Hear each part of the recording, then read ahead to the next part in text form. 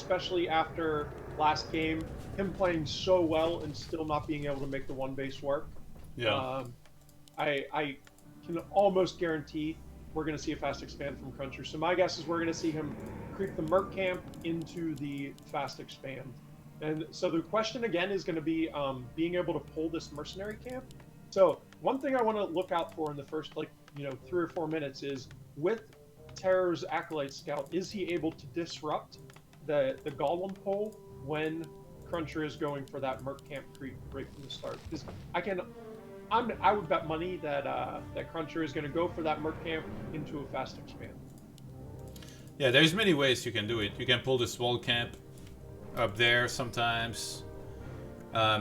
If Death Knight gets there, actually Death Knight can get there pretty early while the human's creeping this. You can coil one of the creep from the Merc camp and pull it sometimes to attack into the guy that's creeping there. So and also, yeah, like you said, the Acolyte can do a bunch as well. Like it can be very difficult to deal with, and if you get it wrong as human and it starts going south from the beginning of the game, you're already done. Yeah. So, and we see that Acolyte killing the critter, and one thing that's indicative of him killing that critter is that kind of shows you the route that the DK is going to take. So we know he's going to run up that left side, so we know that DK is going to do kind of exactly what we were just saying. The DK is going to run up. He's banking on CrunCher going for this Merc camp, so... And this Acolyte is just going to camp out on the left-hand side here, and basically try and stop this camp from being pulled. And you see, he very intentionally. Were you watching the Acolyte by any chance? Yeah, I was.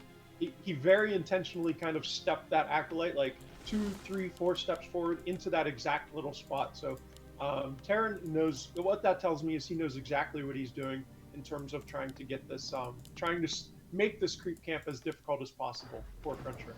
CrunCher will go for the small camp here in the start. Sees that there's no pull on the mercenary camp, so he's gonna pull back with the Acolyte for now. Maybe try and help the Death Knight a little bit with a couple headbutts on the Forest Troll High Priest. And Archmage is there to disturb. Gets there very early actually, so he's not even gonna allow him to get that at all. I kinda like that, to be honest. I haven't seen that much. There's a lot of kind of like meta mind games going on. CrunCher knows that TeRRoR is going to try and stop this. Oh, and that Acolyte is going to aggro the creeps there. So the Acolyte is actually going to pull those creeps out for him, but and it's going to get ensnared and killed. So yeah, that will reset the creeps. But no, it doesn't always. Sometimes they say like here in the middle, but this time they actually went back home because it pulled them too far out. Yeah.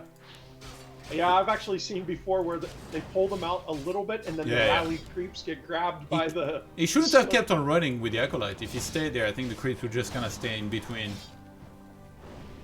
And we do see CrunCher's militia heading off to the left here, so the question is he going... No, he's going to go for the expansion. Yeah. I think when it's night, you can get up close without taking damage. The Acolyte's already done and there's no skeleton at the expo, even though they were already waking up. Meaning that one of them is already bloodlusted. That's a little bit annoying. Actually, the Archmage taking a bunch of damage. He went for the coil, so that means he's only gonna have one more coil here in a little bit. And one more coil is not that bad, so CrunCher is gonna get this expo up relatively easy. He might take maybe one militia death? No. And CrunCher hit level 2 off that skeleton, so he's gotten a good number of skeleton kills. Oh, and nicely done by CrunCher, forcing that creep to stay above 100 HP. TeRRoR rightfully coiled it because it looked like he was going to attack it, but CrunCher ended up getting the experience and TeRRoR ended up wasting his coil. So really strong opening from CrunCher so far. And no peasant deaths. Zero peasant deaths. And he's that's gonna the first. Yeah, and he's going to walk the one injured peasant back to his main base. Somebody get the Guinness Book of World Records on the line. We've got a new record here. That went extremely well. But I guess now TeRRoR just kind of goes into the creeping phase. Yeah, and so Undead has a few options here, like Undead always has, but usually what you see is they race the tier 3 anyway. Once they have their 3 or 4 fiends, they'll try and pressure that expand, keep the tower numbers to a minimum, and then once they hit tier 3, the Lich with the orb basically just kills everything. So the question is how much is CrunCher able to delay that? How much is CrunCher able to get level? You can see he's going to get level 3 right here. How much damage will he be able to do with that level 2 water elemental? And then a big question here is how many towers is CrunCher going to go for versus is he going to go for units to defend this? And that's constantly kind of the the ebb and flow that humans have in this matchup when they do this fast expand, because you never want to make too many towers, but you also, if you have too few, then you're screwed. So it's a very difficult balance that humans have to. It's a tightrope that humans have to walk on to try and figure out exactly how many towers they need. Players' forces are under attack. Yeah, especially like I think wood-wise. It's not like you just decide how many towers you get. Like in some games, you're not able to get nearly as many as you would like. But in this one, that shouldn't be the case because CrunCher was able to expose so easily, didn't lose a single peasant in fact. So his wood economy, compared to a usual game where you take a bunch of damage, is actually going to be amazing. If he wants to get like 2 guard towers additional to his arcane tower at the expo, he's going to be able to do that super easily here. Yeah, and not only that, he's going to be able to push his tech a little bit harder. He's going to be able to go tier 2 a little bit faster and get those tech units a little bit faster, which means that kind of that timer that TeRRoR is on going to tier 3, that timer is cut a little bit shorter for every peasant that he doesn't kill, which, as we mentioned a couple times now, there were 0 peasant kills. So that timer is small for TeRRoR. Yeah, they were doing the dance here for a little bit. CrunCher stayed really patient. Always setting up his footmen like left and right in some sort of concave to make sure not all of them could get Nova at the same time. Yeah, really smart plays by CrunCher here. CrunCher showing that he is deservedly in the top 3 NA players.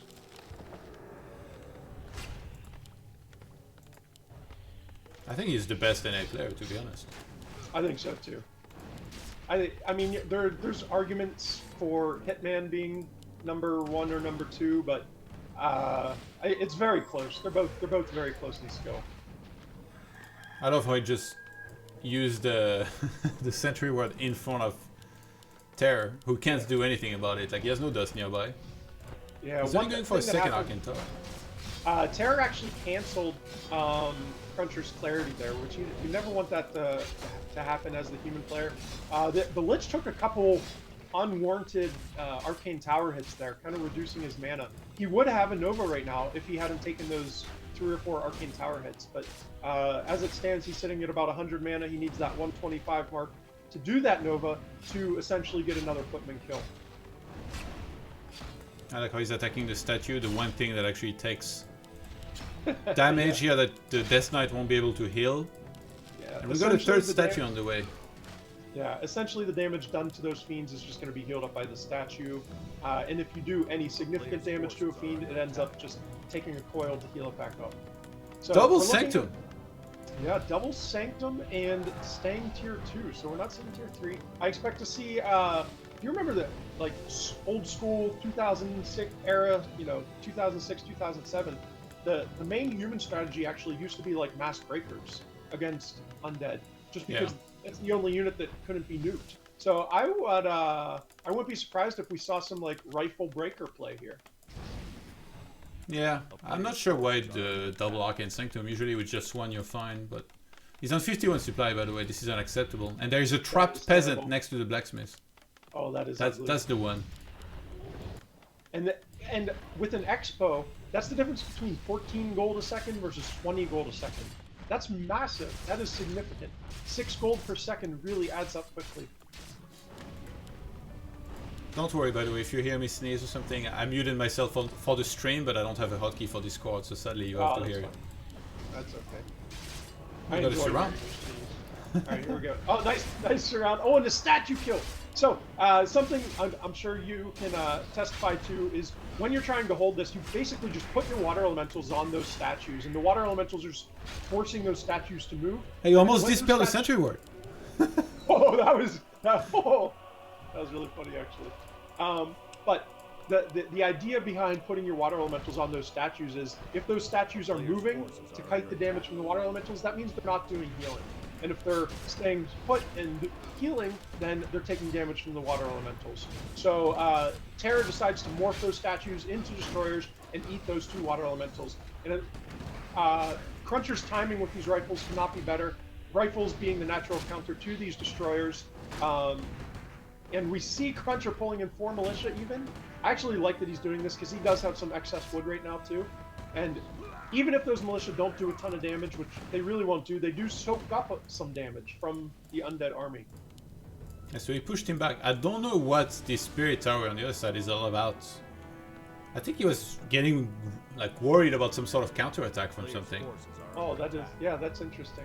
But I think thought he could see him the whole time. I was just about to say that. It seems like he had vision of the human army the entire game. Now CrunCher is in the phase where you're taking to tier 3, obviously, like you need to go for Orb and Paladin. But you're creeping at the same time to boost your gold income mostly and like gain some levels. And you're trying to go to 80 supply with mass rifles and upgrades. Yeah. And I think the double sanctum, by the way, was to make sure you can get a lot of priests down the map quickly instead of one by one. And the training for priests that are training takes a long time. Sometimes you're just gonna fight a lot and you can't afford to go for the training because you have to keep on making priests because they keep dying. And I mean, we saw one of them die pretty fast. So I kind of like the idea because you could definitely afford to go for double sanctum at the time. I'll tell you what, one thing CrunCher is really good at is he solo creeping his Mountain King and then kind of running his AM around to scout for where he thinks the undead will be. I don't know if you saw that, but undead was actually going to go for that red camp. He saw the AM running his way and he decided to back up. So that little scout just kind of scared the undead away from that red camp. And we do see an engagement here. MK taking a ton of damage, taking a nuke. He's about 25 HP, 25% HP rather. And he's gonna pass TP and TP out. Next to the shop. And he TPs too is actually. He's the pushing. He's the pushing. And he's by heal potion right now. CrunCher. Oh, he can't. It's use on it. cooldown. It's on cooldown. Oh, he just got it Oh on my time. god! He got so lucky. And tier 3 is not finished, so he can't get a staff. MK getting nuked again. He needs to put a priest on that for sure. Oh, he bought a mana potion. Oh my god! He's trying to get so one last Stormbolt. He might just kill himself. He bought a mana potion and used it. I'm okay with buying the mana potion, but if he died there right after using the mana potion, Yeah, that's it's like bad. a wasted. He's hiding in a corner. He's starting a family with some Murlocs next to the hut. Oh, bolt him! Oh. Oh my god, that was funny.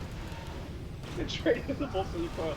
Alright, and now that the undead army is kind of pinned in the back here, DK is sitting there with a greater mana potion and a TP, so this isn't going to be the last fight of the game by any means, but this is a decent position for the human army to kind of taking trades. We do see the MK being revived and almost hitting tier 3. So we're going to see CrunCher run up to the shop and buy a staff and an orb in about 2 seconds, I hope. Buy staff? Oh, he doesn't have the gold for it actually. He's like 250 gold. It's tough. Like these undead heroes, they're not that close to getting sniped either. And at this point, that black arrow is really paying dividends. All these skeletons just doing a ton of damage to the riflemen. CrunCher didn't have enough units here. And it was looking, it was looking nice there for a second, but once that MK is out, a lot of basically the heavy damage for the human army is kind of out of the equation.